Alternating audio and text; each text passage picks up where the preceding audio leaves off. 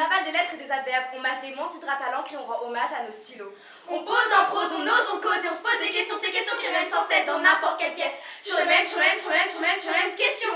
Mais qu'est-ce qui fait naître un poème? Mais qu'est-ce qui donne vie à un poème? Mais qu'est-ce qui fait pousser un poème? Mais qu'est-ce qui fait grandir un poème? Une idée, une pensée, un arc-en-ciel décoloré, une vie sans meuf, une vie sans teuf. Les ragots du collège, un chemin sous la neige. Un retour de voyage, un ado dans une cage. Des mots qui souhaitent s'évader de leur grillage pour découvrir de nouveaux paysages. On pose en prose, on ose, on cause et on se pose des questions, ces questions qui reviennent sans cesse dans n'importe quelle pièce.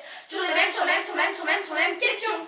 Mais qui est-ce qui écrit un poème? N'importe qui, Huguette, Georgette, Jeannette, même Antoinette. Toi, moi, vous, nous, tous ceux qui aiment les lettres. Mais qu'est-ce que dit un poème? Tout ce qui nous passe par la tête. Une chose vécue, une pensée absurde, même un hamburger sans steak. Il exprime un désir enfoui. Il avoue un secret caché dans une boîte en plastique. Il prend en photo la vie d'un nuage qui déprime.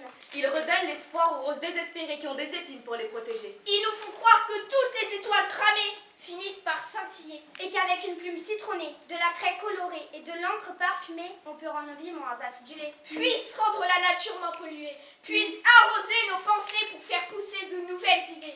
Car nous sommes des poètes en herbe. Nous cultivons les gerbes d'inspiration. Nous faisons germer en nous la flamme de la composition. Et nous n'hésitons pas à rajouter un brin de rêve et d'imagination. Notre imagination, c'est comme un avion. Ça décolle pour voir les mots en survol. Tu les bricoles, tu les modèles. Et ça te donne des ailes. Nos adjectifs qualificatifs sont très actifs. Jamais passifs, on arrose de compliments la nature, afin de protéger notre futur. Chez les poètes en herbe, nous sommes des jardiniers.